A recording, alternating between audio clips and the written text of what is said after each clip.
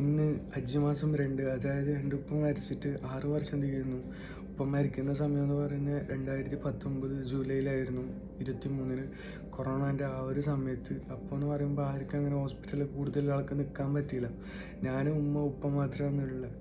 എനിക്ക് ഉപ്പ മരിക്കുന്ന സമയം എന്ന് പറയുമ്പോൾ ആ ഒരു ദിവസത്തെ എനിക്ക് ഓർമ്മ വരുന്ന ഒരു കാര്യം എന്ന് വെച്ചാൽ, ഉപ്പ മരിക്കുന്നതിനെ കാട്ടിയും 3 മിനിറ്റ് മുന്നേ എന്നോട് പറയുന്നതാണ്, അക്കു എനിക്കിനി ദാഹിച്ചിട്ട് നിൽക്കാൻ പറ്റില്ല, മനുഷ്യന്മാരെങ്ങനെ മരിക്കുന്നത് തന്നെയാണ്, അപ്പോൾ മരണമില്ലാതെ ആരും ഇല്ല ഈ ലോകത്ത്, എന്തായാലും ഞാൻ വെള്ളം കുടിക്കുന്നത്, എനിക്ക് ദാഹം സഹിക്കാൻ പറ്റുന്നില്ല എന്ന് പറഞ്ഞ് എൻ്റെ കയ്യിൽ നിന്ന് വെള്ളം വാങ്ങിച്ചിട്ട് കുടിച്ചിട്ട് ഒരു 10 സെക്കൻഡ് കഴിയുമ്പോൾ തന്നെ ഉപ്പ മരിച്ചടാ.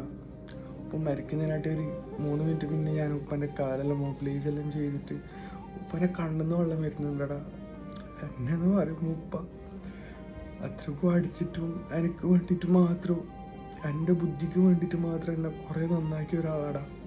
ചെറുപ്പത്തിലായാലും പള്ളിക്ക് പോകാതൊക്കെ ഞങ്ങൾ എത്ര അടി ഉണ്ടാക്കിയാലും പിറ്റേ ദിവസം രാവിലെ ആകുമ്പോൾ സുബഹിക്ക് ബാങ്ക് കൊടുക്കുന്ന സമയത്ത് എന്നെ വിളിച്ചെടുപ്പിച്ച് എനിക്ക് ഡ്രസ്സും കൊണ്ട് എൻ്റെ അടുത്ത് വെച്ച് ഇടിപ്പിച്ച് എല്ലാം കഴിഞ്ഞ് വീട്ടിൽ നിന്ന് ഇറങ്ങുമ്പോൾ 2 കൈ ഒന്നിച്ചിട്ട് പിടിച്ചിട്ട് നടക്കുന്നതൊക്കെ എനിക്ക് ഓർമ്മ വരടാ.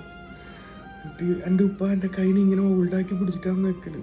ഒരു കൈ ഉപ്പാൻ്റെ, ഒരു കൈ എൻ്റെ ഇങ്ങനെ പിടിച്ചിട്ടാണ്.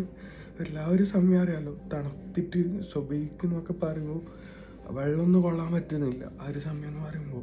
അപ്പം ഇങ്ങനെ പിടിച്ചിട്ട് എന്നോട് അമർത്തി പറയാം ആ ഒരു സമയത്ത്, അപ്പോൾ എനിക്കിതൊക്കെ ഓർമ്മ ഉണ്ടാവോ, ഞാൻ മരിച്ചു പോയാൽ. എനിക്ക് അതൊന്നും മനസ്സിന്ന് പോകുന്നില്ലടാ സത്യം പറഞ്ഞാൽ.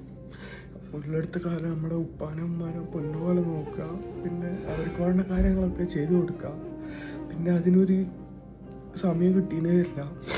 അപ്പം ഇൻഷാ അല്ലാഹ് എല്ലാവരും എൻ്റെ ഉപ്പാക്ക് വേണ്ടി ദുആ ചെയ്യണം.